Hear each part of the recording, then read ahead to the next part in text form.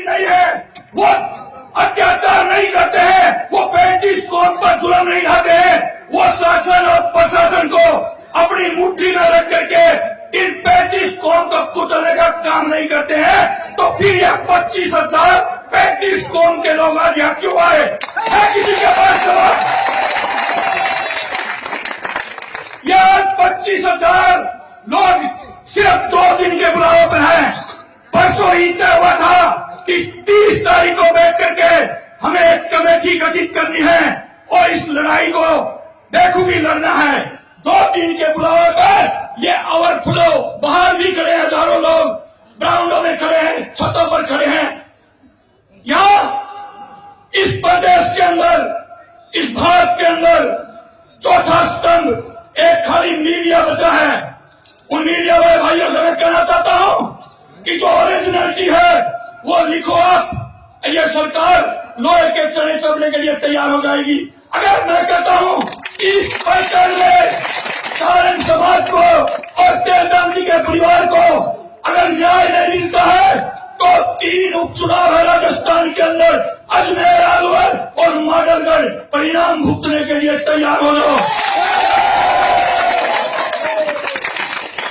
मेरे नौजवान साथियों, आज हर जोर जुल्म की टक्कर में हम लोग लड़ रहे हैं। चाहे मासूम बच्चा, मासूम हमारा भाई 19 वर्षीय चतुर सिंह हो, उसको भी इसी एमपी के इशारे पर कुछ समझो ने गोलियों से भूल दिया था। याद होगा आपको चतुर सिंह फर्जी इनकाउंटर, और इनकाउंटर करवाने वाला भी कौन था? उसी जाति का एसपी, उसी के कहने पर उसने इनकाउंटर करवा दिया। सरकार क्या चाहती है हमसे? अरे बीजेपी का बीज हम लोगों ने बोया, बीजेपी को सींच करके पेड़ हमने बनाया, और आज जो मेरे से पूर्व वक्ताओं ने कहा दादा जसवंत सिंह जासौर राजस्थान नहीं, भारत नहीं तो पूरे विश्व में बीजेपी का नेतृत्व करने वाले थे, उन देशों को इन लोगों ने नहीं बख्शा। तो आप और मेरी तो कहानी कहां है मेरे नौजवान साथियों? जो लोग ये कहते हमें कि हम बीजेपी की खिलाफत कर रहे हैं, कांग्रेस के एजेंट बन के, नहीं, कोई कांग्रेस के एजेंट नहीं। हम सच्ची बात है वो कहेंगे और रखेंगे। और समाज पे 35 कौम पर कहीं भी अत्याचार होगा, शासन प्रशासन जब फेल हो जाएगा, हम शासन प्रशासन में विश्वास रखने वाले लोग हैं। जब शासन प्रशासन विफल हो जाएगा, वह कानून हम भी हाथ में लेना जानते हैं। मेरे नौजवान साथियों, आप लोग अभी कह रहे थे कि उस थानेदार से थोड़ी सी रंजिश हो गई, उसका एसपी से ऐसे हो गया।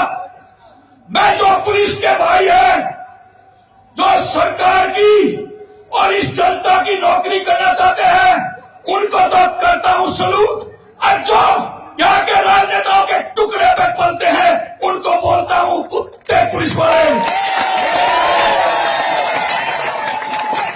और यहाँ के राजनेताओं के टुकड़ों पर पलते हैं उनको बोलता हूं मैं कुत्ता पुलिस वाले, कुत्ते।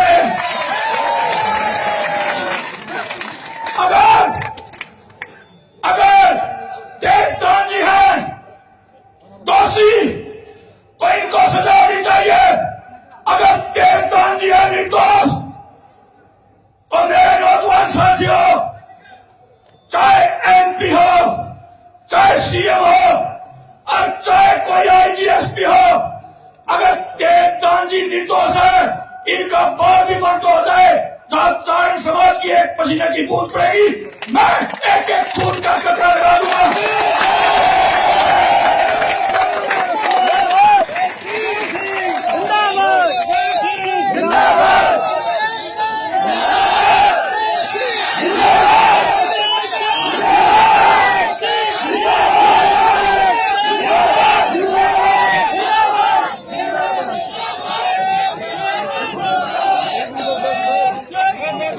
मेरे नौजवान साथियों, हमारा नारा है ये, हर जोर जुल्म की टक्कर में हम लड़ेंगे, ये हमारा नारा है। और जहां मैंने पहले भी ये बात बोल दी, फिर बोल रहा हूं, कान खोल करके सुन लो, कान खोल करके सुन लो। नौकरी करनी है, इस जनता के टैक्स से तुम्हें तनख्वाह मिलती है, उस एमपी की तनख्वाह में से या एमपी की जमीन में से तुम्हें तनख्वाह नहीं दी जाती। कुछ बोलो, इसलिए कोई भी गलत काम नहीं होना चाहिए, कोई भी झूठा भाई किसी नजायज मुकदमे में नहीं फंसना चाहिए, वरना कान खोल करके सुन लो। श्री राष्ट्रीय राजपूत कर्मी सेना 14 प्रदेशों के अंदर है इस देश पे, और मैं खुला इस मंच से प्रशासन को चेतावनी दे रहा हूं कि झूठा मुकदमा इन पर लगा दिया गया तो प्रशासन की ईंट से ईंट बजा देंगे हम।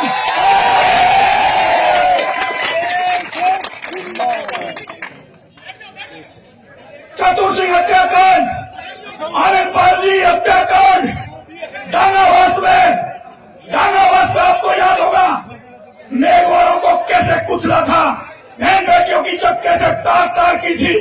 डांगावास वाली बात याद है आपको? वहां भी मेघवाल समाज के साथ राजेंद्र सिंह हुड्डा के नेतृत्व में 7 दिन तक मेघवालों की लाश अजमेर में लेकर के बैठे रहे थे, और सीबीआई जांच मिलने के बाद उठे थे।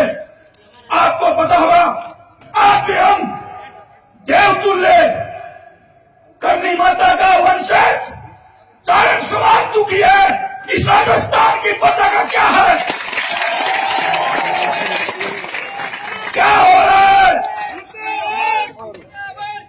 क्या हो रहा है?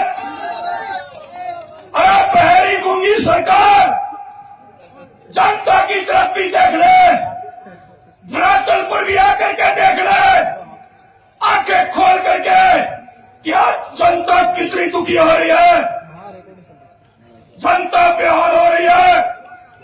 जहां किसान पानी मांगता है वहां गोली मारी जाती है, जहां किसान पीने का पानी मांगता है वहां गोली मारी जाती है, जहां गुर्जर समाज आरक्षण मांगता है वहां गोली मारी जाती है।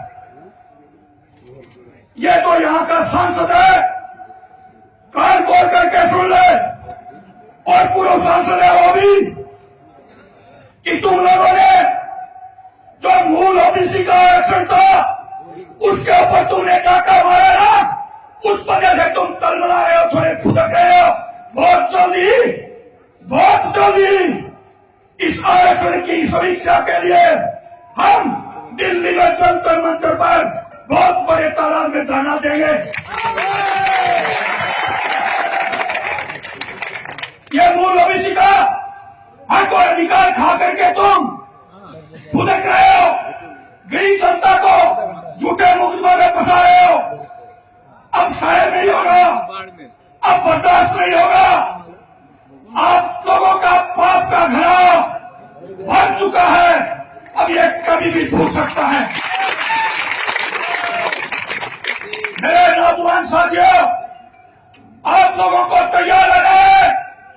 आप उस कौम के शूरवीर हो, आप उस कौम के शूरवीर हो जो एक मंदिर और गाय को और एक बहन बेटी को बचाने के लिए लाखों गर्दने काट दिया करते थे, हजारों कटा दिया करते थे। उस कौम के आप शूरवीर हो, और चारण समाज तो वो है। पृथ्वीराज सिंह की, चौहान साहब की बात याद होगी आपको, है ना याद? चारण समाज तो वो है। मेरे नौजवान साथियों, हम लोगों को एकजुटता के साथ शासन प्रशासन से हमें कोई डर नहीं। यहां के एमपी से फिर कह रहा हूं मैं, तेरे अंदर कोई गर्मी है या तेरे अंदर कोई ताकत है तो पुलिस को इस्तेमाल क्यों कर रहा है? खुले मैदान में आवाज चाहिए।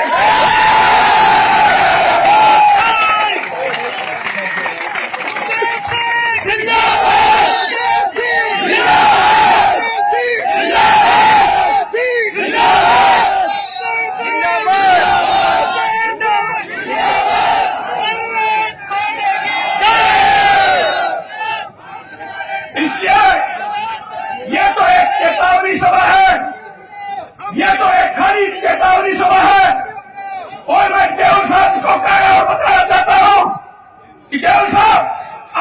अपनी कमेटी बना लो और जो आप कहोगे आपका निर्णय हमारा सबका सर्वमान्य निर्णय।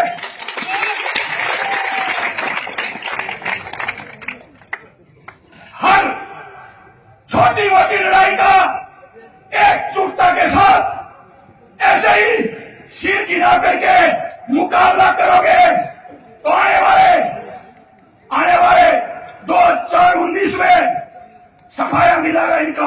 इनके कहने से कुत्ता भी नहीं उठेगा, पुलिस तो कहां उठेगी? इनका पुलिस तो 2019 में फोन उठाना बंद कर देगी, कुत्ता भी नहीं उठाएगा मेरे नौजवान साथियों।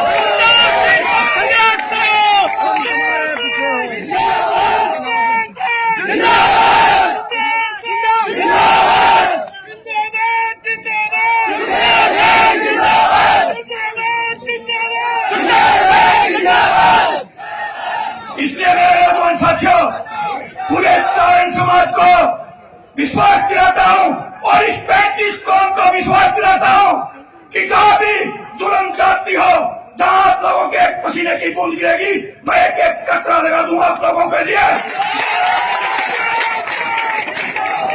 अपने आप को कमजोर मत समझना। आपका भाई, आपका बेटा आपके साथ कंधे से कंधा मिला करके चलेगा। एक बार पूरे विश्वास के साथ कहता हूं कि आपके 2 दिन के बुलाव पर आज यहाँ 25 से 30 हजार लोग आए हैं। एक कोल अगर ये नहीं सुधरेंगे और आपको फंसाने की कोशिश की तो 25 लाख भी इकट्ठे होंगे, हम होंगे।